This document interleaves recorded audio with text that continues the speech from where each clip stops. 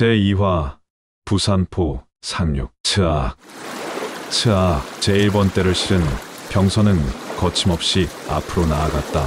앞쪽의 이물은 날카로운 비수가 되어 현해탄을 두 쪽으로 갈랐다. 도리에몽은 철포의 방아쇠를 만지작거리며 척 소리의 음역만을 남긴 채 사라져가는 파도의 잔해를 응시하고 있었다. 그는 화승총인 철포를 손에 잡은 채 병참을 넣어 놓은 짐 위에 걸터 앉아 있었다. 턱에는 수염이 시커멓게 덮여 있어 턱선이 뚜렷하지 않았지만 문매가 날카로웠다. 미간 아래 콧등이 아래로 시원하게 쭉 뻗어 있었다. 균형 잡힌 얼굴에 선이 뚜렷했다. 모두 어디에서 왔다가 어디로 간단 말인가? 우리는 또 어디로 가는가? 과연 살아서 웃으며 고향에 돌아갈 수 있을까? 아니면 저 포말들처럼 허무하게 사라져 버릴 것인가? 부서져 흩어져 버리는 파도를 보는 그의 뇌리 속에는 불확실한 삶과 싸움에 대한 공포로 가득했다. 살아남아야 한다. 꿈틀거리는 삶에 대한 본능. 누구를 위한 싸움이더냐? 내가 죽어 싸움에 이긴다고 내게 무슨 의미가 있다더냐? 암울한 기분에 휩싸인 도리에몽은 입술을 질끈 깨물었다. 그때였다. 육지다!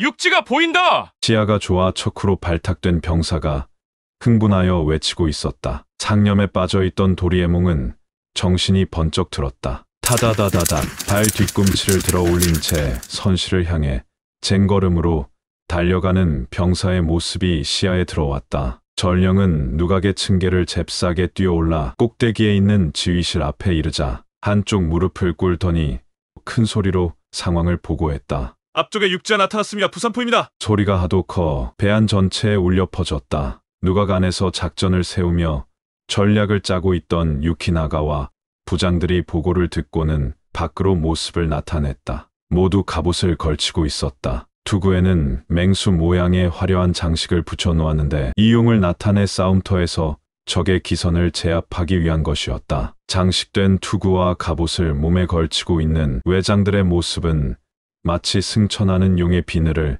몸에 두른 것 같았다. 어디야? 지휘실 앞에 나타난 주장 유키나가가 눈을 작게 뜨고 난간 너머를 멀리 살피자 저쪽입니다. 전령이 비스듬히 손짓을 하였다. 유키나가는 전령의 대답을 듣고는 고개를 뒤쪽으로 비스듬히 돌렸다. 대마도주가 타고 있는 배가 나란히 항해하고 있었다. 선수에 있던 기수가 쉬지 않고 깃발을 흔들었다. 조선의 부산포에 닿았다는 신호였다. 왜복이 있을지 모르니 도착하는 즉시 척후를 내보내도록.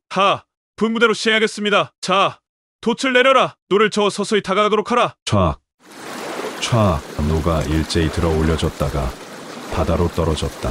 노는 조용한 바다를 사정없이 내려쳤고 화들짝 놀란 바다는 하얀 비명을 튕겨냈다. 돛이 내려지고 격군들이 노를 젓기 시작했다. 군선은 바다를 뒤로 밀어내며 시커멓게 보이는 육지를 향해 곧장 나아갔다. 기울어지는 태양이 바다를 서쪽에서부터 서서히 붉게 물들일 무렵이었다. 부산포 저령도 앞바다는 외선으로 뒤덮여 버렸다. 유키나가가 탄 대장선을 중심으로 좌익에는 대마도군이, 우익에는 오도열도의 영주가 탄 배가 부채꼴 대형을 이루며 물살을 갈랐다. 선단의 목적지는 부산포였다. 상륙하면 곧 싸움이 벌어질까요?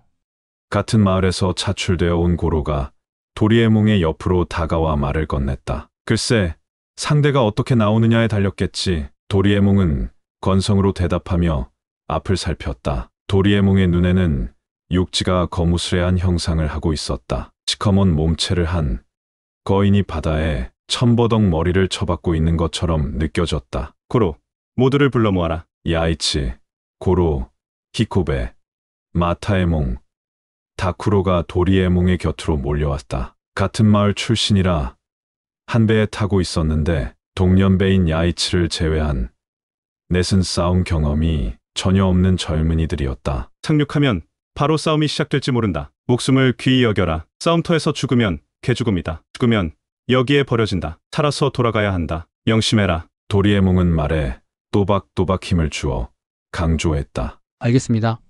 각대! 제 위치로! 지휘장의 명령이 배 위에 울려 퍼졌다. 빨리빨리 움직이로! 육지에 다가서자 대열을 끌고 있는 지휘장들의 언성이 높아졌다. 제1열 철포부대! 제2열 장창부대! 병사들이 전열을 갖추자 점호가 시작되었다. 전투 대응이 이루어지고 대장선에서 고동 나팔이 길게 울렸다. 난간에 섰던 깃발수가 연달아 깃발을 흔들며 명령을 전달했다. 상륙 준비 신호였다. 시커멓게만 보이던 조선 땅은 선명하게 모습을 드러냈다. 병사들은 대오를 유지하며 점점 커다랗게 다가오는 육지를 침묵으로 바라보았다. 조금 전까지만 해도 들떠있던 모습은 어디론가 사라졌다. 모두 표정이 딱딱하게 굳어져 있었다. 정군에게 상륙 준비를 하도록 군령을 전하라. 전군이 한꺼번에 상륙하면 위험합니다. 만일 진을 치기 전에 조선군이 불시에 기습해 온다면 피할 길이 없어 그야말로 배수의 진이 됩니다.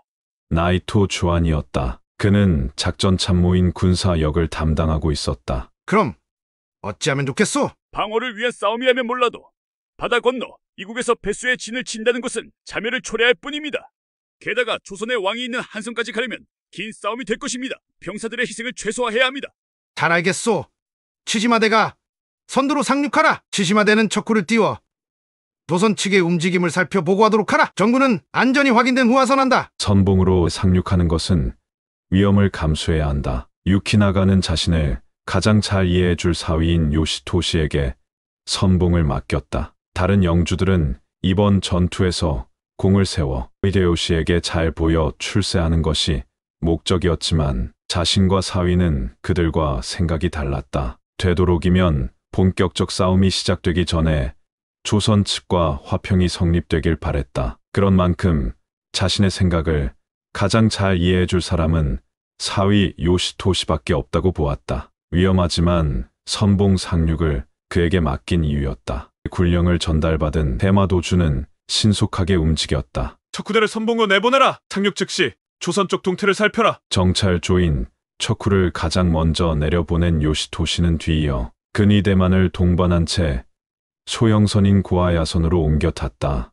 천번 도주의 배가 해안 가까이 접근하자 근위병들은 갑옷을 입은 채 바다에 뛰어들었다. 그들은 도주가 탄 배를 끌어 모래 위로 붙였다. 땅을 고르고 군막을 치도록 하라. 해안선 위쪽으로 주둔을 위한 군막이 세워지고 부대 배치를 끝냈다는 보고가 올라왔다. 척후대부터는 아직 연락이 없느냐? 군막이 세워지고 땅거미가 밀려오는데도 선발로 띄운 척후대로부터 연락이 없자 도주 요시토시가 추궁하듯 가신에게 물었다. 예, 아직 아무 소식이 없습니다. 요시토시는 초조했다. 1만 8천의 병력이 아선과 상륙을 하려면 상당히 시간이 소요될 터인데 이 더디냐? 전하, 저쪽을 보십시오.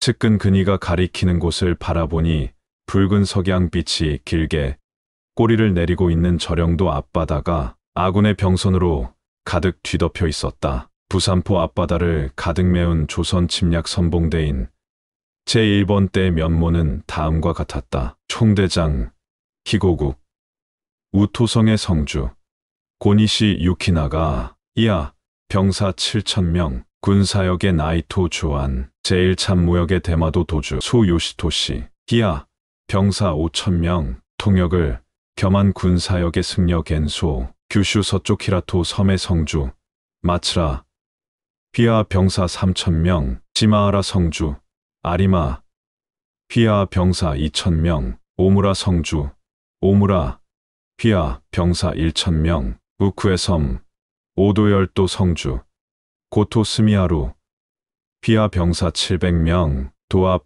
1만 8천 700여 명의 대군이었다. 모두 완전 무장을 한 정예였다. 반농반병으로 급작스레 차출된 신참들이 포함되어 있다고 하지만 이들 외병의 주력은 이미 일본 국내에서 많은 전투를 경험한 피맛을 아는 병사들이었다.